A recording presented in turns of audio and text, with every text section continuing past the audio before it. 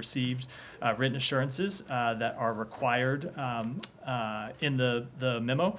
In each case, these assurances were made by a credible high-level official in the partner government who has the ability and authority to make decisions and commitments about the issues at the heart of the assurances. And the next step, as provided in the National Security Memorandum, is that we will be compiling a report and issuing it to Congress by May 8th. Okay, so the credible assurances, I know you say not just Israel, but all these countries involved. I mean, obviously there's a lot of interest in Israel and a lot of what's happening in Gaza. Yeah. So it's the understanding of the United States that what Israel's doing, it's credible in terms of their assurances about U.S. weapons. Yeah. So first of all, I should be clear that these assurances are prospective, but of course our view on them is informed by our ongoing assessments of Israel's conduct in the war in Gaza. So we have had ongoing assessments about their compliance with international humanitarian law. I've spoke to them from this podium before. We have the CHRD process that is examining specific incidents. We have not found them to be in violation of international humanitarian law, either when it comes to the conduct of the war or when it comes to the provision of humanitarian assistance. So we view their assurances through that ongoing work that we have done. And I should make clear, those ongoing assessments are not something that started because of the National Security Memorandum, and they're not something that stopped because we got these assurances from Israel yesterday. They will be ongoing.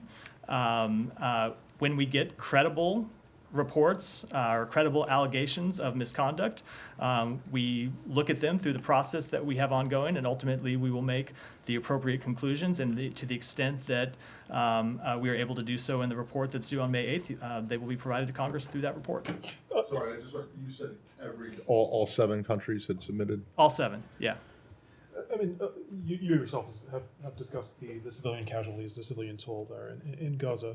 So I mean, is that consistent with it? I mean, so you think that even though there's a civilian toll, that the that the use of U.S. weapons, that there are credible assurances that have been given there, is that not inconsistent at all to say that? So they have given us assurances. I would say when it comes to finding a violation of international humanitarian law, that requires a fact-intensive analysis of relevant factors related to international humanitarian law. So you've heard me speak to this before. If you're to assess whether a particular strike is in compliance with international humanitarian law, you have to know who was the target of the strike. You have to know what steps they took to minimize civilian harm. You have to know to what extent they were successful. And so we have ongoing processes to look at those things, and those were processes that started before this memorandum was signed by the president. They were processes that were ongoing before we received these assurances, and they're processes that will continue to be ongoing. But as of yet, we have not made a conclusion that Israel is in violation of international humanitarian law.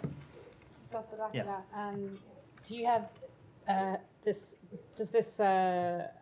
response from 11 NGOs saying that Israel is in breach of the National Security Memorandum, does that feed in at all to the US assessment? Is the US listening to NGOs that have had experience or on-ground experience in Gaza? So we welcome reports. We welcome credible information from NGOs or anyone else who has credible allegations about potential violations of international humanitarian law. And we would urge NGOs or anyone else to submit them to the United States government, to submit them to the State Department, and it's part of what we will look at in our ongoing assessments. Anything else on Gaza before I move on? Janny, I know you're asking about Gaza. Go ahead. Go ahead. I'll come back to you. Following up on the UN Security Council resolution, you said that it's non-binding, but some others are also arguing that it is binding, like several other UN Security Council resolutions. Has there been any, is there any ongoing discussion about this at the UN between the US representatives and others? And also, I remember it was last November, the UN Security Council also adopted a resolution calling for extended and urgent humanitarian pauses and corridors in Gaza, which was binding and which was rejected by Israel, like several other UN Security Council resolutions in the past. So will the US encourage Israel to comply with UN resolutions and international law if Israel is not above the law? So with respect to the first resolution, it is our interpretation of this resolution that it is non-binding. For any detail on that, I would refer you to the office of our ambassador to the United Nations, who can, of course, speak in more detail of how we reached that conclusion. With respect to the other resolution, of course, we always expect all of our partner nations to comply with international law, and I'll leave it at that. Gaza. Go ahead, Michelle. What will the Secretary discuss this afternoon with the Israeli Defense Minister? So it will be a continuation of the discussions that we had on Friday in Israel when the Secretary met with the Israeli War Cabinet. Defense Minister Gallant was in those meetings where we talked about our concerns about Rafah. We talked about the need to increase the level of humanitarian assistance making into Gaza and make sure that that increase in assistance is sustained. And then I'm sure that the Defense Minister will have other things on his mind and we'll have a readout of the meeting afterwards. In a video statement that he made in front of the White House, Minister Gallant has said, "We have no moral right to stop the war until we return all the abductees to their homes. Stopping the war in Gaza before a clear decision is made endangers Israel's security and may bring us closer to war from the north." So, do you have any comments? So I haven't seen his full statement, so I'm always reluctant to respond when I see or when I have a brief quote read out to me of what may be a larger statement. But of course, we want to see all the hostages returned home. That has been something we have tried to achieve from the beginning. And of course, it was the negotiations that led to the first pause in which the United States was an active player that secured the release of over 100 hostages. And the United States has been actively engaged, including this weekend, to try to secure the release of every remaining hostage. And we will not let up on that goal.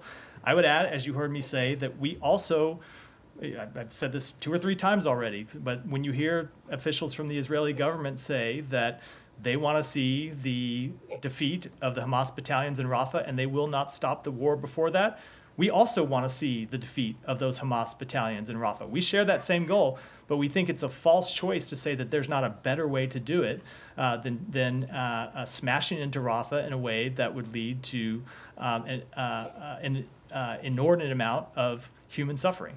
And what about when he said that any ceasefire will endanger Israel's security and may bring us closer as Israelis to war from the north?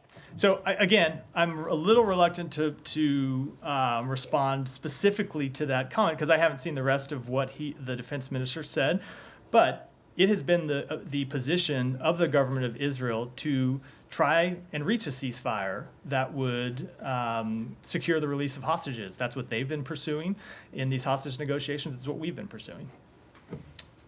Shan, go ahead.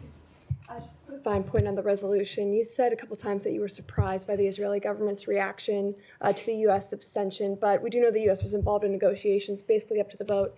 So is there some kind of disconnect for that surprise to be there? Did Israel not say they were against this kind of resolution? So I'm not going to get into our private conversations with officials from the government of Israel, but we had been in close contact with them about this resolution going back into last week. We obviously were in contact with them about the resolution that the United States put forward that was ultimately vetoed on Friday.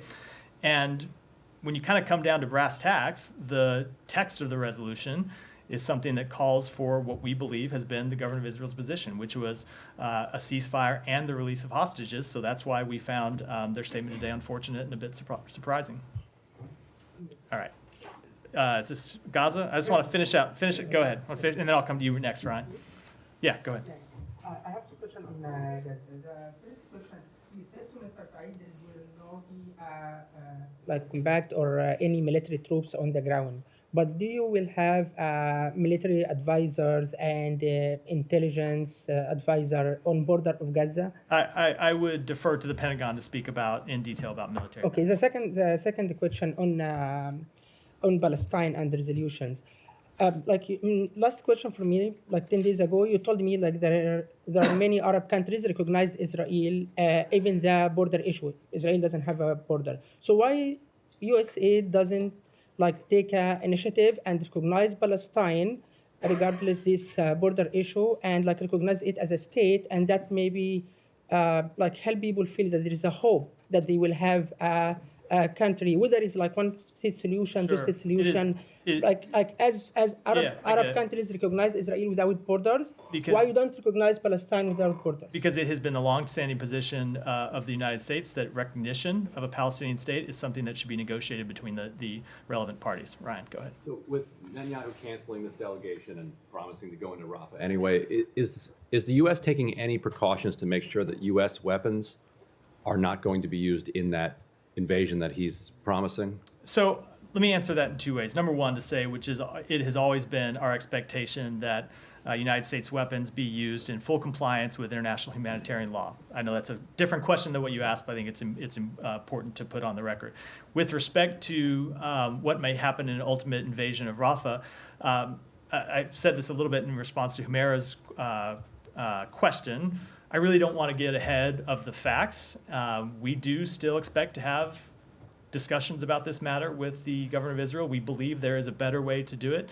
And beyond that, I don't want to speculate about what may happen down the road. And real quickly, I don't know if you've seen this report, but Shin Bet has sort of threatened an American citizen who posted, I think, on social media about the location of Netanyahu's son. Is that okay? Yeah, so I've seen the reports. We've not talked to the individual in question.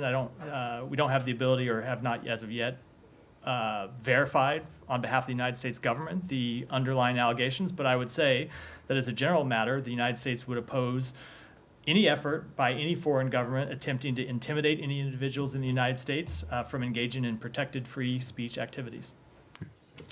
All right, wrap up. Gaza. What do you want? All right, let's move on. All right, go ahead. We'll move on. On Mexico, President Lopez Obrador was interviewed over the weekend and explained some hesitancy to go after cartels at the request or at the behest of foreign governments. He called it part of his Mexico First policy. Wanted to see if you had any response to that, and then separately, a little more specific. There's some investigative reporting over the weekend that drug cartels are targeting seniors, Americans and Canadians, with timeshares and extorting them to sell, or pressuring them to sell and then extorting them with upfront fees.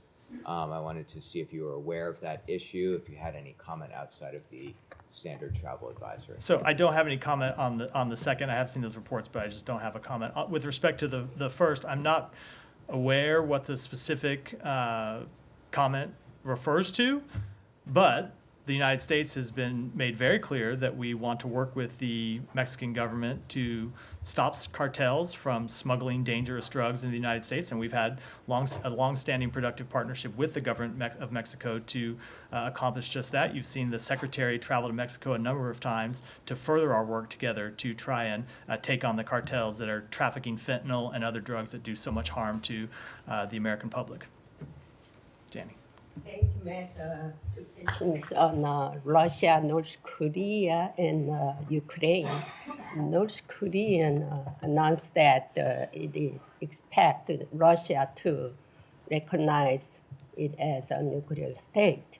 And Russia's Kremlin said that the escalation of tensions on the Korean Peninsula was due to United States deterrence power. He also said that Russia would guarantee a nuclear umbrella to North Korea. So if Russia alone guarantees North Korea's nuclear weapons, do you think North Korea will be recognized as a nuclear state? So I will say what we have said before, but that is we are committed to the complete and total denuclearization of the Korean Peninsula. And of course, we continue to remain concerned about the growing and burgeoning partnership between the Russian government and North Korea. In Ukraine, Russia used a large number of North Korean ballistic missiles against Ukraine. However, Ukraine government announced that the defective North Korean-made weapons. How does the U.S. assess North Koreans' weapons? Do you have any conformities? I don't have any particular assessment to offer from here. Go ahead, Alex. Thank you, Matt. Welcome back. A couple of questions on Russia, Ukraine, staying on Moscow first and Friday attack. Kremlin continues to try to pin the blame on Ukraine without any evidence, and Putin's ambassador to Washington has denied the fact that the U.S. has tipped off prior to the attack. Can you please walk us through some of the? I'm sorry. What was the? There was a tip-off from the U.S. He denied that there was any tip-off from Washington. Can you please walk us through some of your communications with the Russians in the run-up to last Friday? And what do you know? When did you know it? And how did you communicate? So, two things with respect to the first question. There was no Ukrainian involvement. Period. You've seen the Ukrainian government make that clear, and of course, with respect to these statements, the Russians have offered zero evidence because there is no evidence of Ukrainian involvement. With respect to the warnings that we provided to the government of Russia, yes, we did offer warnings to the government of Russia in early March about a planned terrorist attack in Moscow, specifically potentially targeting large gatherings, including concerts. We gave them that private warning consistent with our duty to warn that we have when we see or when we gather intelligence of terrorist attacks or potential terrorist attacks. You might recall that several months ago we warned the government of Iran about a potential terrorist attack by ISIS-K in Iran, one that ultimately quite tragically also came to be true. And it was because of that warning that we passed on to the Russian government that we issued a security warning on March 7, where we again said to U.S. citizens that we had information about a planned terrorist attack in Moscow, potentially targeting large gatherings, including concerts. Was it communicated through diplomatic channels? Through the DoD, I'm not going to speak to specific channels through which we can. As you know, France today raised its threat, security level to the highest. Is there any concern on your end that U.S. interests, U.S. companies, diplomats might be under increasing danger abroad in Europe in this case? Look, we always encourage United States companies operating overseas to be vigilant to threats in their area, and we issue security alerts in various countries around the world, but I don't have any updates to offer today. And back to Ukraine, heavy bombardments we have seen during the past 5 days in a row. What is your reading of Putin's motivation at this very moment? Is it maybe because he is, encouraged by the fact that Ukraine has a shortage of air defense? Look, I think Vladimir Putin's motives have not changed. He wants to conquer Ukraine and subjugate the Ukrainian people. He's made very clear that his motivations haven't changed, and you've seen him publicly reference just in the past 10 days or so that he has no interest in negotiating with Ukraine right now because he's seen the ammunitions shortages that they are suffering. So from the perspective of this administration, it only highlights the need for the United States Congress to pass the president's supplemental funding request and provide Ukraine with the weapons it needs to defend itself against Russia's aggression. I'll get one more if you want. Let me go. That's 3, Alex, and we've gone around a lot. Please come back to me if you. I'm not making any promises. So, go ahead. The government says that for the 3rd time already, a Russian cruise missile flew through the Polish airspace. And the Russian ambassador was called in, and he just refused to show up. Do you have any response to that? And did you have any contacts with the Polish authorities regarding that incident? We have been in close communication with the Polish authorities about this matter, and we have said to them privately what I will reiterate publicly from this podium, which is our commitment to NATO and the security of our NATO allies, which of course includes Poland, is ironclad and it will not waver. So would Poland be within its right to, strike it down next time? I'm just not going to speak on behalf of decisions made by a foreign country. Go ahead. Thank you, Matt. In 30 days, the Iraqi Prime Minister will be here in Washington, D.C. and the Iraqi Foreign Minister Decent Town and Secretary of Military. What the Iraqi officials says that they are saying that we are in negotiation with the U.S. government in post-U.S. coalition forces to defeat ISIS relations with the U.S. Is there any discussion with the Iraqi government about the post-U.S.-led coalition forces in Iraq? I don't want to get into our private conversations. We do have the meeting with the foreign minister coming up, and we will have a readout of that meeting afterwards. And have you got any understanding with the Iraqi government, especially about the HMC meetings? What about the future and the evolution of your forces in Iraq? I just don't have any announcements with respect to meetings. Mary, a little bit more on Gaza, Matt. Talked about relationship with Poland, right? Yeah. You called it ironclad. So how would you characterize the relationship with Israel right now? Is that ironclad as well? We have a close relationship with the government of Israel. They are a major non-NATO ally of ours. It's why you've seen us in such close communication with them. The Secretary has been to Israel 7 times now since October 7th. There are things there are broad areas on which we agree. The defeat of Hamas is one of them. A commitment to Israel's security is another. And then there are, of course, areas where we have disagreements. Do you think there was any negative impact after, the disagreements have been piling up, but today we saw Israel threatening to do something if U.S. policy wouldn't change or if U.S. wouldn't act in a certain way that it wants. And U.S. didn't act that way, and they followed through on their threat. And right now, a conversation that Washington thought was important is not happening. How would you, is there any lasting impact on this, or how would you characterize the relationship right now based on that? So I will leave it to professional pundits to make those types of characterizations. I will just talk about. I'm not seeking professional pundits' opinion. I understand. I will just talk about the facts of our relationship, which is we have very direct, candid discussions. I was sitting in the meeting between the Secretary and the Prime Minister and the War Cabinet on Friday, and I can tell you those conversations are at times quite direct on areas where we have disagreements, and that has been the case not just back to October 7th, but since before October 7th. And it is partly because of our long-standing relationship with Israel. It's a relationship that is not just between this administration and the Israeli government. It is a relationship that goes back between multiple governments and administrations on both in the United States and Israel. It's a relationship between the American people and the Israeli people. And so it is because we have that kind of long-standing relationship that we can be pretty frank with each other. Right. We don't make threats to them. We don't expect them to make threats to us. We have direct, honest conversations about areas where we disagree, and of course, honest conversations when we agree. Right. You said you'd expect to present the alternatives for Rafah at some point. Is the U.S. determined to present them no matter what? I guess what I'm trying to understand is, do you think Israel is genuinely willing to hear them out?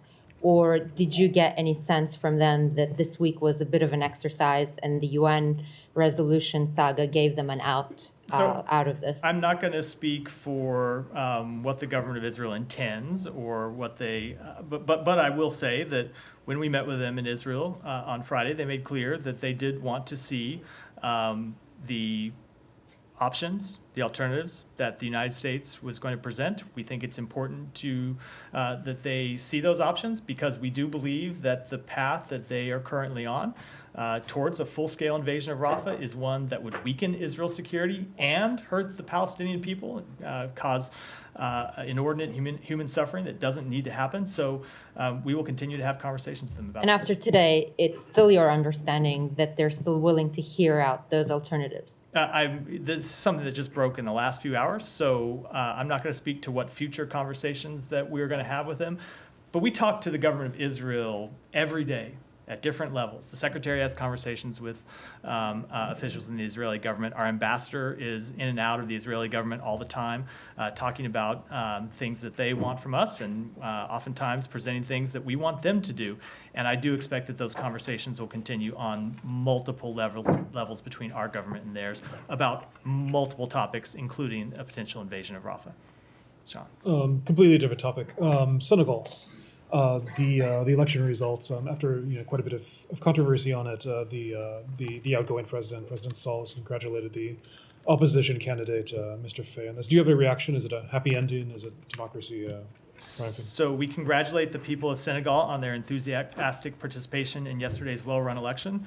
We look forward to congratulating Senegal's new president once the results are official. And we note that both domestic and international observers have characterized Election Day as predominantly peaceful, and that election officials, polling staff, party agents, and security forces were generally professional. The commitment of the Senegalese people to the democratic process is part of the foundation of our deep friendship and strong bilateral ties. So yes, when you asked the question about are we pleased with how this has proceeded. Look, you had several months ago, 6 weeks, I don't remember the exact timing, potential suspension of elections. We made very clear that we wanted to see elections take place as soon as possible. And you saw ultimately the courts in Senegal make that clear, and we're pleased that those elections have proceeded. Nick, I call on you with some trepidation. Whenever someone leaves the room and then comes back to ask a question, I get worried what's coming at me. But go ahead. I hope I don't regret this. Afghanistan, and it's a little old. There's a SIGAR report that said of the 2.9 billion that the UN has provided to Afghanistan since the U.S. withdrawal there, some of that, including U.S. taxpayer money, has gone into Taliban-controlled banks. Are you familiar with that report and what's being done to prevent stuff like that from happening? So let me take that question and get back with you. I've seen the report. I'm sure there's more we have to say about it, but let me just take it back and get you a complete answer. Go ahead. Yeah. Thank you very much. In light of the Moscow attack, does the United States have any plans to boost security cooperation with Moscow? No, obviously, I think. So when it comes to the attack, a few things. Number one, you saw the secretary in a statement that he issued on Saturday express his deep condolences on behalf of the United States to the loss of life and the suffering by the Russian people. Number two, if we have intelligence in the future, like the intelligence we had with respect to this attack, we will of course make it available to the Russian government because we don't want to see terrorist attacks be successful anywhere in the world. We don't want to see the Russian people suffer. We have never had any quarrel with the Russian people. So we will of course provide, if we have intelligence information about potential attacks, we will provide that information to the Russian government, just as we provided to the government of Iran, a country with which we have deep, lasting disagreements because we don't want to see the people of Iran suffer. And just like as our quarrel is not with the Russian people, our quarrel is not with the Iranian people. Hold on, I'm still answering another question. But that said, obviously we are not going to boost our security or boost any security agreements or start any security agreements with the government of Russia, a government that we have seen invade one of its neighbors unprovoked, kill thousands and thousands of people for no reason at all except to pursue the personal conquest objectives of the Russian president. So no, we will not be taking that step. One more? Yeah, one more.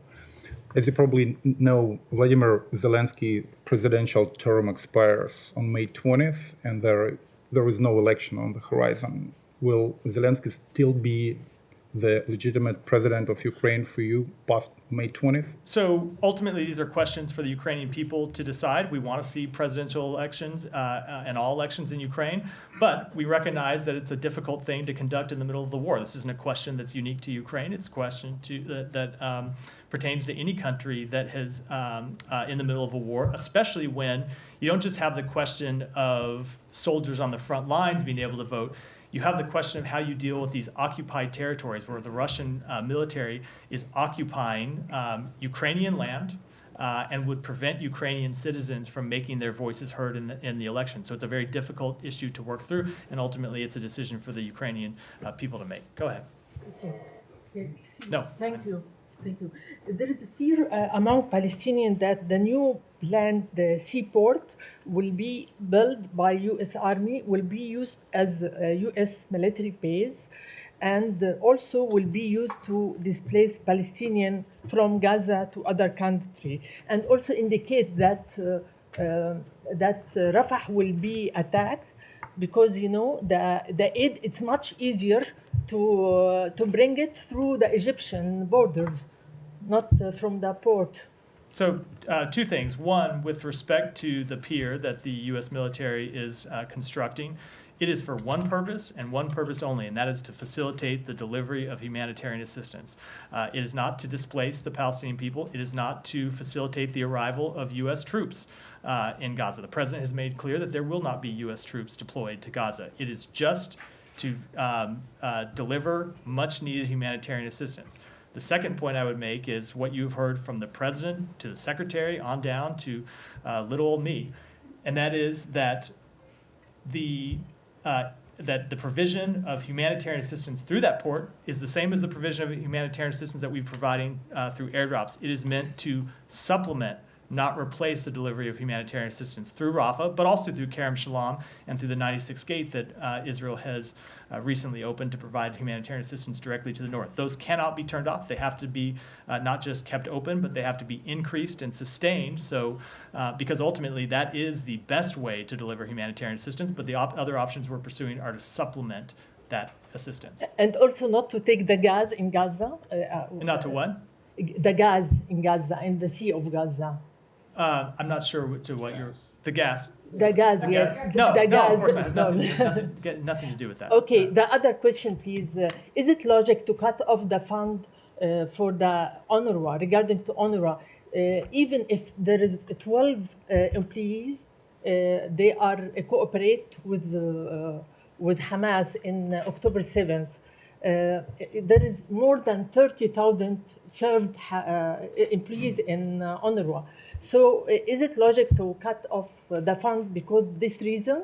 Unless there is another reason to get rid of UNRWA and to release or to get rid of the refugees issues? So we have made clear that we support the work that UNRWA does. We paused our funding because of the very serious allegations that UNRWA found credible. It's not just that Israel found them credible, it's that UNRWA did.